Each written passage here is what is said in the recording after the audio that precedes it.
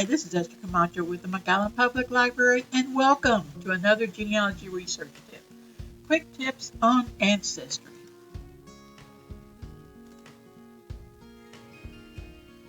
Now, we all know that Ancestry is fee-based, but I'm going to show you two places where you can do a free search. The first one is called the Free Index Collections. Now, this is directly out of Ancestry, but you'll need the link to get to it. So the link has been provided. And what you do is you're just going to do a search of your individual. So you put in John Doe, he was born in 1842, and just see what happens. Look at those results. Remember, this is just an index, so you might get a birth index, a marriage index, death index, but it's going to be information that you might need to go look for that particular document later on. So at least the index is going to provide you with an answer. Now, another one that you can do is go to the Texas State Library and Archives Commission and use their Ancestry.com text it. Now, the link has also been provided below. And once you go to their website, you just scroll down there and do a brief registration. And if you scroll down a little bit further, you'll see the collections that they have that you can access. Remember, this is only for Texas. So if you have ancestors in another state, you can't use it. You can go in there, but you're not going to get a good result. But this is only for those that are in Texas. Now let me give you some searching tips that might help you while you're doing your search. Now, I always recommend that people do a global search first. I mean a basic search.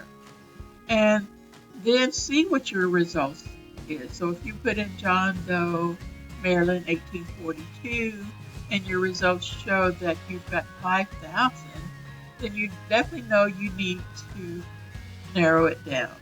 So what you use is the show more options. So there you can add a parent or parents or a sibling or a spouse or a little bit more information about him to where it will narrow down the results to a more manageable results.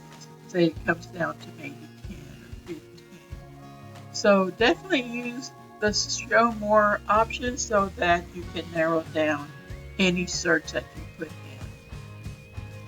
Another thing you can do is to search the catalog for a specific records, a specific state or a type of record.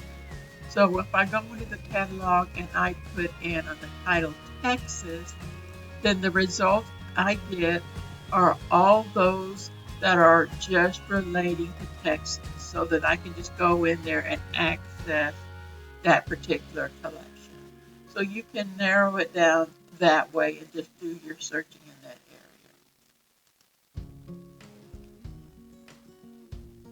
Another thing that you can use is called Boolean search operators. Now these are either simple words or characters that you can use in your searching. Some of those most common are like and, or, and not. But some of the characters that I would recommend that you use is the asterisk that you can put as part of a surname if you're not sure if it's Johnston or Johnston, or they misspell it.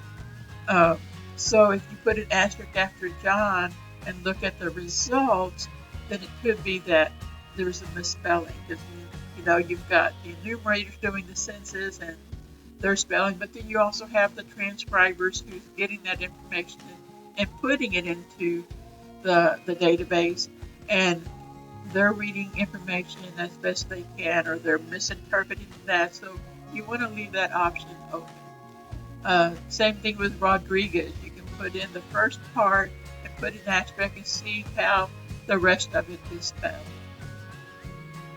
Another one that is also good to use is the question mark that you can put within the name.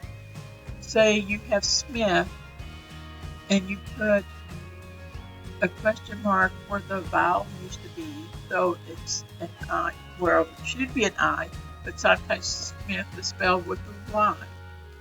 So you put that in there so you can get both of those results. Because again, they misinterpret what they're reading, and it's integral.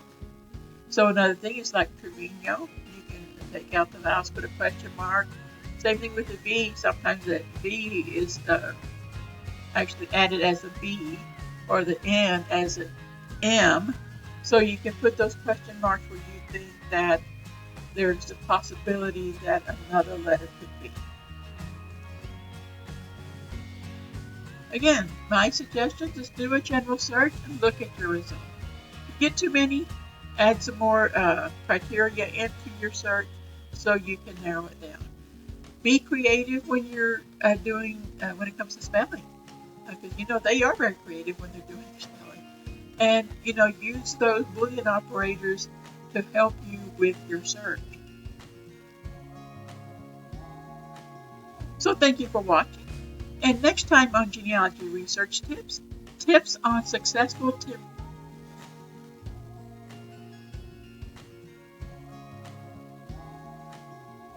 Thanks for watching, and next time on Genealogy Research Tips on successful cemetery research.